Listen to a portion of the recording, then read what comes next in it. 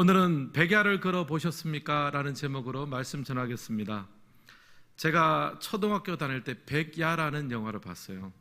학교에서 이제 그 당시에는 문화극장 그래가지고 이제 단체로 가서 극장에 가서 관람하는 시간이 있었습니다. 사실 무슨 내용의 영화였는지 정확하게 기억은 나질 않아요. 하지만 백야라는 단어를 처음 접했기 때문에 굉장히 신기했던 기억이 납니다. 지난주에 백야라는 단어를 사전에 찾아보니까 이렇게 나옵니다. 백야는 밤에도 어두워지지 않고 낮이 계속되는 현상이다. 극지방에 가까운 지역에는요, 밤이 되어도 태양이 지평선 아래로 내려가지 않는 시즌이 있대요. 그러면 해가 하늘 위에 떠서 땅 아래로 지지 않고 하늘 위에서 해가 뱅뱅 도는 거예요. 그래서 시간적으로는 밤이 되었지만 여전히 태양이 떠 있습니다. 그런 날들, 그런 시즌을 백야라고 합니다. 오늘 이거 말씀의 배경은 초막절입니다. 앞에 문맥을 보면요, 예수님은 음행 중에 잡혀온 여인을 용서하셨습니다. 누구든지 죄 없는 자가 먼저 돌로 치라 라고 하시면서 그 말씀을 하니까 사람들이 돌을 가지고 그 여인을 치려고 하다가 죄 없는 사람이 어디 있겠습니까? 하나 둘씩 돌을 놓고 그 자리를 떠났습니다. 그러자 예수님께서 말씀하십니다. 나도 너를 정죄하지 않겠다. 가서 다시는 죄를 범하지 말라 말씀하셨습니다. 그리고 난 다음에 예수님은 이제 성전에 올라가셔서 다음과 같이 자신을 소개하며 선포합니다. 12절 말씀인데요, 같이 한번 읽겠습니다. 예수께서 또 말씀하여 이르시되 나는 세상의 빛이니 나를 따르는 자는 어둠에 다니지 아니하고 생명의 빛을 얻으리라. 아멘. 예수님 자신을 이렇게 소개합니다. 나는 세상의 빛이다. 나를 따르는 자는 어둠에 다니지 않을 거다라고 합니다. 아직 초막절 가운데 있다고 말씀드렸는데요, 원래 유대 초막절 절기에는요 몇 가지 풍습이 있었습니다. 그 중에 하나는 밤이 되면 성전 바깥쪽인 여인의 뜰에 사람들이 모입니다. 거기서 4개 금 등잔에 불을 붙이고요, 사람들은 자기의 손에도 횃불을 하나씩 듭니다. 그래서 캄캄한 밤을 성전에 밝혀진 빛으로 밝힙니다. 그리고 찬양과 그런 또 춤이 곁들여진 축제가 매일 밤 초막절에 열렸습니다. 그러니까 초막절의 주요한 주제는 뭐냐 하면 빛이에요. 세상을 밝히는 빛. 그리고 이 사실 초막절은요, 이스라엘의 광야 시절을 떠올리는 절기입니다. 광야 시절에 하나님께서는 구름 기둥으로 이스라엘과 함께 해주셨습니다. 또 밤이 되면 그 구름 가운데 불로 임재하셨습니다. 불은 어둠을 밝히는 빛입니다. 결국 불기둥은 하나님의 임재와 보호, 인도하심의 상징입니다.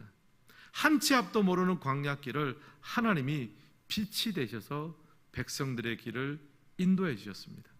이제 다시 예수님께서는 초막절에 외치십니다. 내가 바로 세상의 빛이다. 이스라엘이 광야에서 하나님의 빛을 통해서 인도함 받았던 것처럼 이제 내가 너희에게 이 세상을 살아갈 수 있는 인도, 빛을 주시겠다 약속합니다. 캄캄한 세상 속에서 생명의 길, 믿음의 길을 발견하고 걸어갈 수 있도록 도와주시겠다, 그 약속을 하셨어요.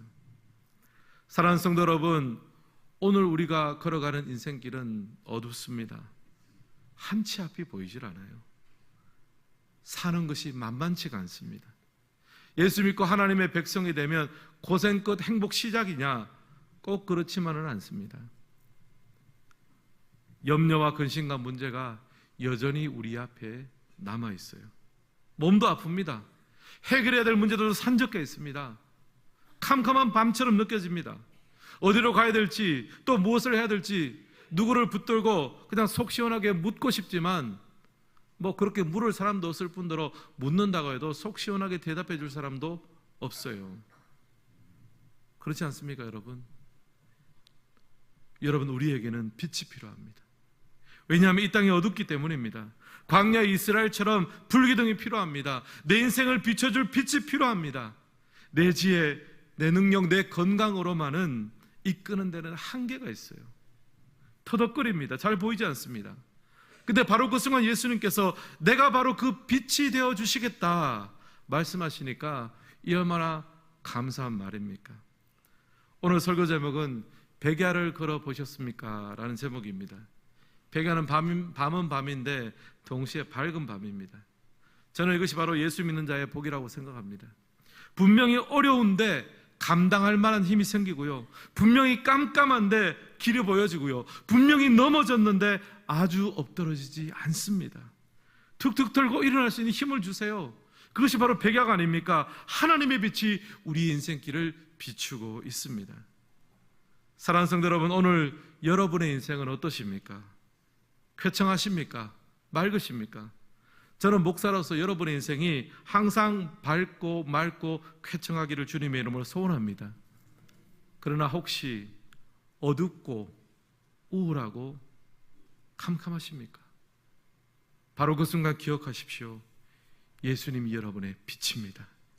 세상에 우리가 의지하고 우리가 붙들고 있는 사람의 빛, 재물의 빛, 어떤 빛, 이런 것들은 순간적으로 다 등을 돌리고 무너질 수 있지만 예수님이 우리에게 주시는 그 생명의 빛, 은혜의 빛, 믿음의 빛만큼은 우리의 삶을 지켜주는 줄 믿습니다. 오늘 예배드리신 모든 성도님들은 이 예수님을 인하여 캄캄하나 보여지고 넘어지나 일어서고 답답하나 회복되어지는 백야의 복을 누릴 수 있기를 예수님의 이름으로 축복합니다. 이런 맥락에서 오늘 말씀을 보면서 언제 이 백야의 복을 누릴 수 있는지를 세 가지로 한번 정리해 보았습니다. 첫 번째, 백야의 복은 언제 누릴 수 있습니까? 주님께 귀 기울일 때 누릴 수 있습니다. 1번 함께 읽겠습니다. 주님께 귀 기울일 때. 요한복음 8장 11절 말씀도 같이 한번 읽겠습니다. 예수께서 이르시되 나도 너를 정죄하지 아니하노니 가서 다시는 죄를 범하지 말라 하시니라. 아멘. 안문맥의 구절이죠. 예수님이 음행한 여인을 용서해 주는 장면입니다. 나도 너를 정죄하지 않겠다. 가서 다시는 죄를 범하지 말라 하셨습니다. 아마 여인은 이제 예수님 앞에 서면서 야, 나는 이제 죽었구나 싶었을 거예요. 예수님도 다른 사람들처럼 내게 죄를 묻고 돌로 칠 거라고 여겼을 겁니다. 그 문맥들에 보면요, 서기관과 바리새인들이 그 여인을 예수님께 데려와서 예수님, 이 여인이 이런 죄를 지었는데 율법에는 돌로 치라고 했습니다. 어떻게 할까요? 당장이라도 죽일 기세로 달려들었어요. 그들의 마음속에는 판단과 정죄와 심판의 마음이 가득 찼습니다. 그런데 예수님은 전혀 다른 말씀을 하십니다. 너희 중에 죄 없는 자가 먼저 돌로 치라. 그리고 나서 선언합니다. 나도 너를 정죄하지 아니하노니. 여러분, 예수님은요, 정죄와 심판이 아니라 긍휼과 용서를 이야기합니다. 여러분, 빛을 바꾸면요, 세상이 달리 보입니다. 선글라스를 착용하는 이유가 여기 있습니다. 선글라스를 쓰면요, 빛의 굴절이 또 차단이 달라져 가지고 세상이 달라져 보입니다. 여인이 지금까지 보았던 세상은요, 비판과 정죄와 심판의 빛 아래 있었습니다.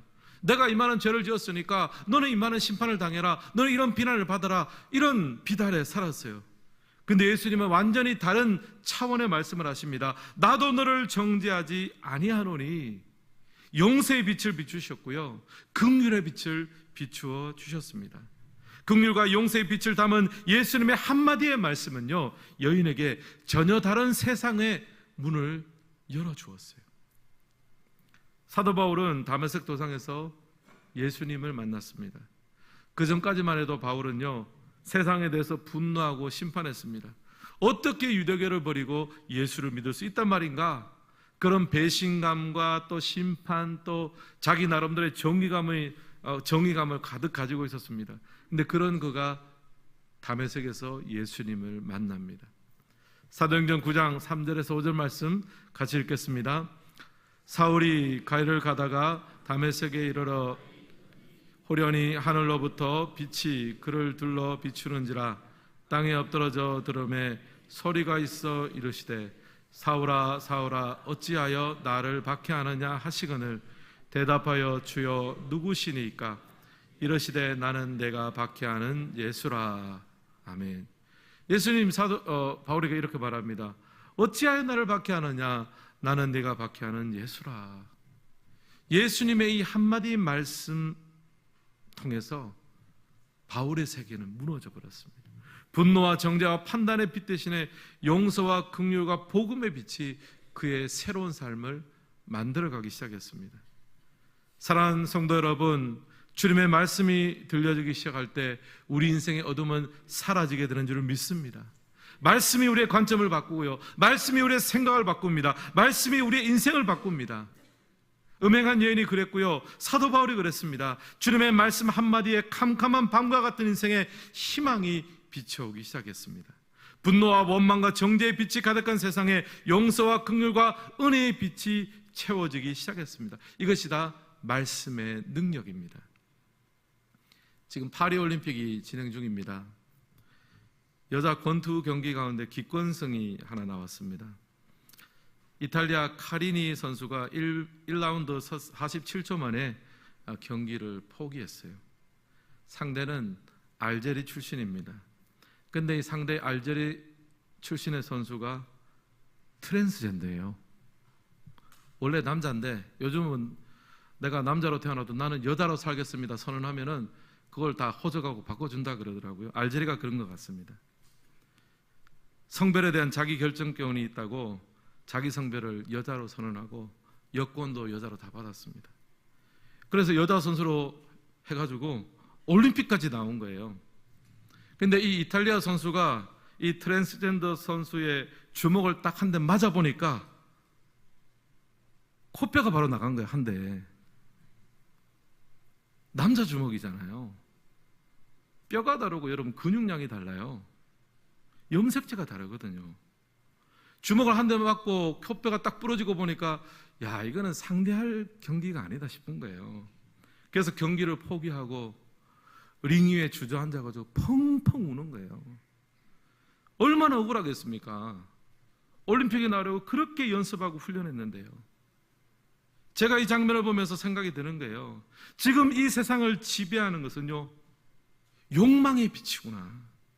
개인의 권리 자체를 절대화해버리니까 우리의 마음속에 있는 이 죄악된 욕망의 고삐가 완전히 풀려버렸습니다. 성별도 내가 결정하고 내가 원하는 것 그 누구도 막지 말라. 개인의 권리를 절대화해버리니까요, 뭐 조금만 뭐라 하면은 차별이라 그러잖아요. 근데 사실 이게 차별이 아니라 차이거든요. 차별은 나쁜 것이지만 차이는 세상을 다양하고 건강하게 만듭니다.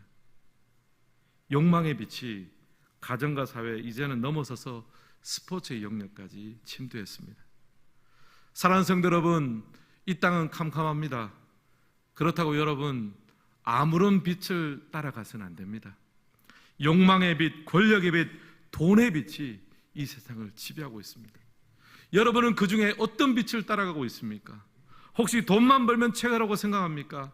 아니면 내 마음대로 할 수 있는 힘이 최고라고 생각합니까? 여러분 그 빛을 따라 끝까지 간다면요, 우리가 어떤 결론을 맞이하겠습니까? 우리에게는 새로운 빛이 필요합니다. 말씀의 빛, 예수님의 빛을 발견한 은혜가 있기를 주님의 이름으로 축복합니다. 주님의 말씀의 빛을 따라갈 때 우리 인생의 어두운 밤이 백야로 변화되는 은혜와 능력이 오늘 이 밤, 오늘 이 시간 주어지기를 주님의 이름으로 축복합니다. 두 번째, 백야의 복은 언제 누릴 수 있습니까? 주님께 순종할 때 누릴 수 있습니다. 2번 함께 읽겠습니다. 주님께 순종할 때. 12절 말씀도 같이 읽겠습니다. 예수께서 또 말씀하여 이르시되 나는 세상의 빛이니 나를 따르는 자는 어둠에 다니지 아니하고 생명의 빛을 얻으리라. 아멘. 여기 보면 예수님께서 말씀하십니다. 나를 따르는 자는 어둠에 다니지 않을 거다. 여기서 이제 따른다는 것은 단순하게 뭐 배우는 거나 또 익히는 거나 기억하는 차원과는 다릅니다. 원어상으로 보면요, 따른다는 것은요, 걷다, 동행하다, 행하다의 의미를 가집니다. 결국 예수님은 당신이 하신 말씀을 기준으로 삼아서 걷고 행하고 순종하기를 원하셨습니다. 그렇게 순종하며 나아갈 때 우리 인생의 캄캄함은 밝아집니다. 창세기 12장에 보면 하나님께서 아브라함을 부르시는 장면이 나와요. 창세기 12장 1절 우리 같이 한번 읽겠습니다. 여호와께서 아브라함에게 이르시되 너는 너의 고향과 친척과 아버지의 집을 떠나 내가 내게 보여줄 땅으로 가라. 아멘. 너는 너의 고향과 친척 아버지 집을 떠나 내가 내게 보여줄 땅으로 가라. 하나님은 아브라함에게 이 말씀을 하셨습니다. 근데 여기 자세히 보십시오. 분명히 어떤 땅으로 가라고 했습니까? 보여줄 땅으로 가라고 했습니다. 지금 이 말을 듣고 있는 아브라함은 하란에 있습니다. 하나님은 하란에 머물러 있는 아브라함에게 하시는 말씀이 뭐냐면 내가 보여줄 땅으로 가래요. 일단 출발하래요. 하나님은 처음부터 아브라함에게 네가 가야 될 것은 가나안이다 라고 말씀해 주지 않았습니다. 모든 장소와 지명과 계획을 세세하게 먼저 알려주고 난 다음에 움직이라고 하지 않으셨어요. 그냥 일단은 하나님을 믿고 순종하고 움직이라. 그러면 내게 땅이 보여질 거야. 점점 구체화될 거야. 순종부터 요구하셨어요.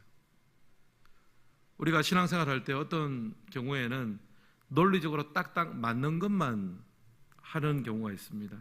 하나님이 이 일을 원하신다. 하나님이 또 이것을 원하신다. 계산해서 딱 맞는 것만 하려는 분들도 있습니다. 근데 여러분, 하나님은 보통 그렇게 하지 않으세요. 미리 다 알게 하지 않습니다.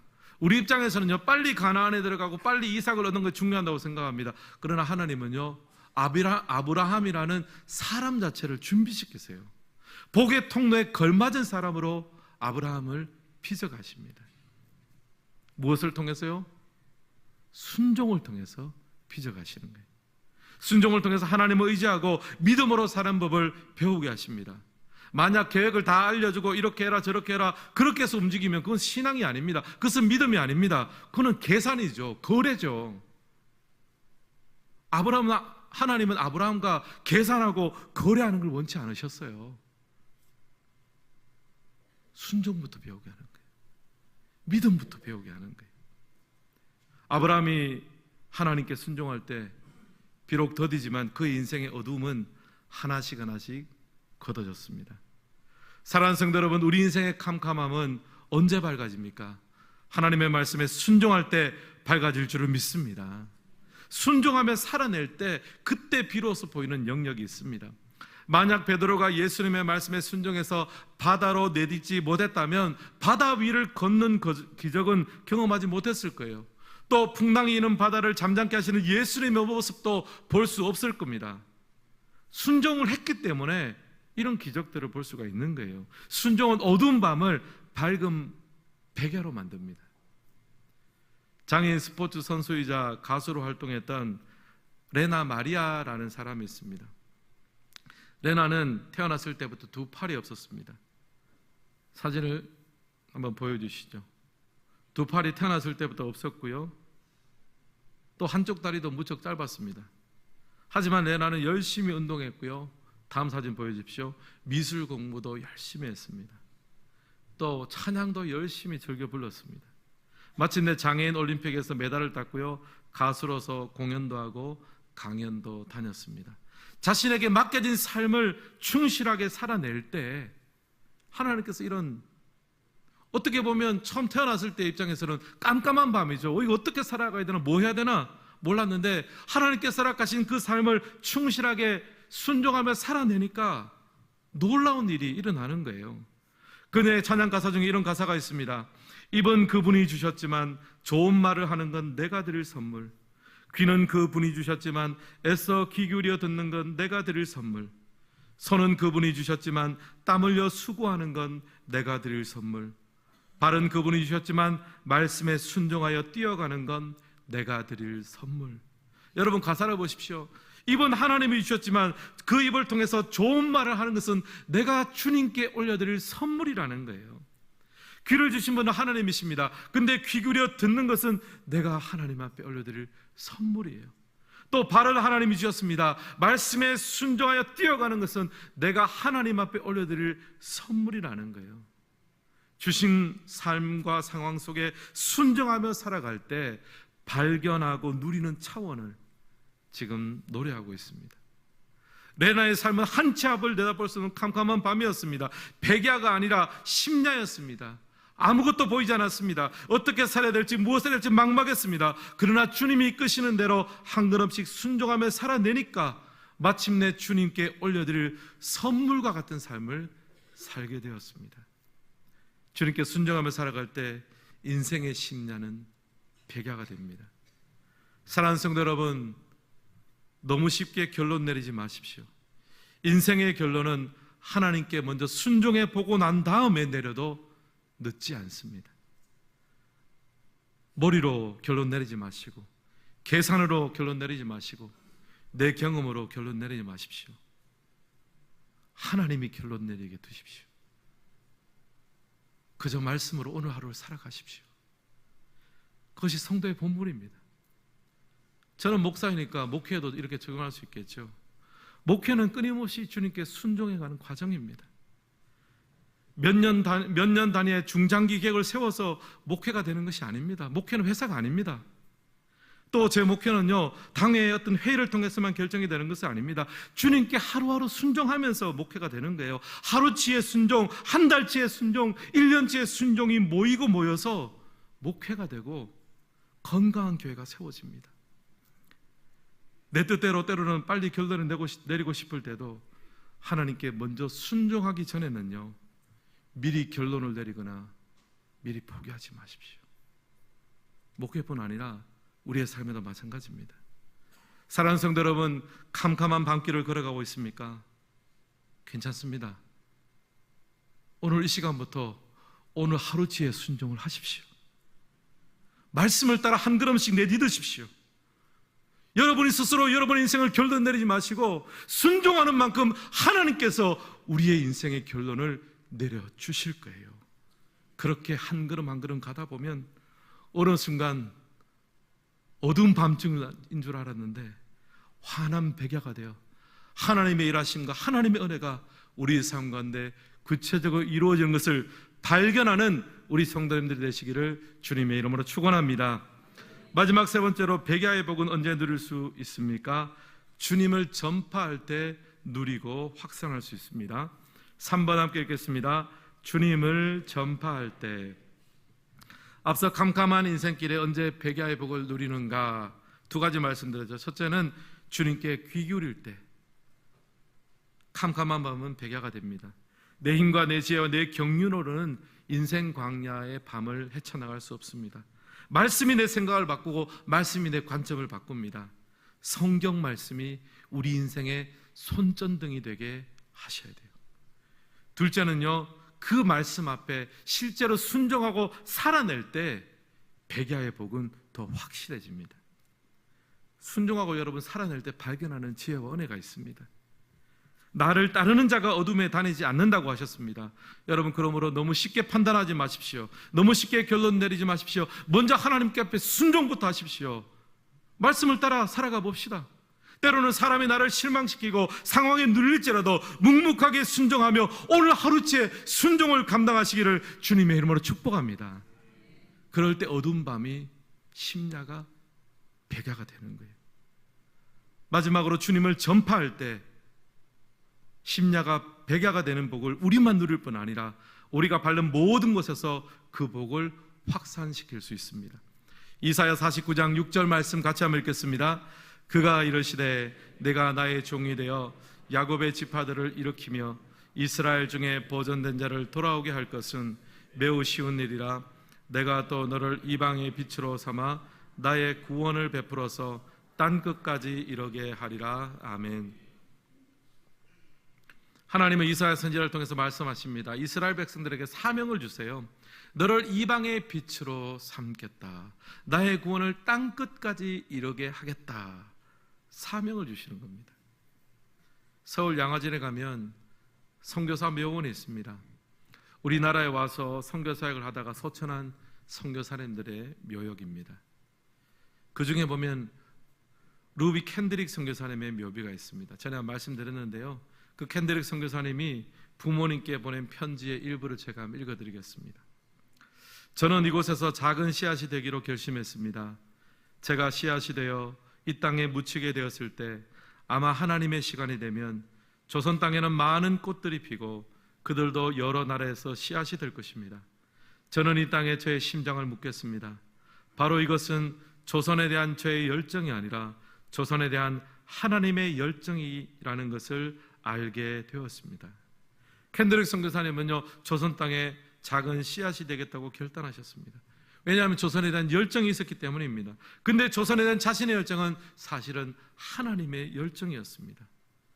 그는 조선이라는 땅에 이방의 빛으로 왔습니다. 복음을 전했습니다. 그리고 죽고 묻혔습니다. 언젠가 하나님의 시간이 되면 조선 땅에 많은 꽃들이 피고 그들도 여러 나라의 씨앗이 될 것이라는 소망이 이미 이루어진 것을 우리는 보고 누리고 있습니다. 이번 주에 해외 단기 선교팀의 사역이 출발하고 또 진행이 됩니다. 몽골의 울란바토르 팀과 또 태국의 농행 청복교회 팀이 출발합니다.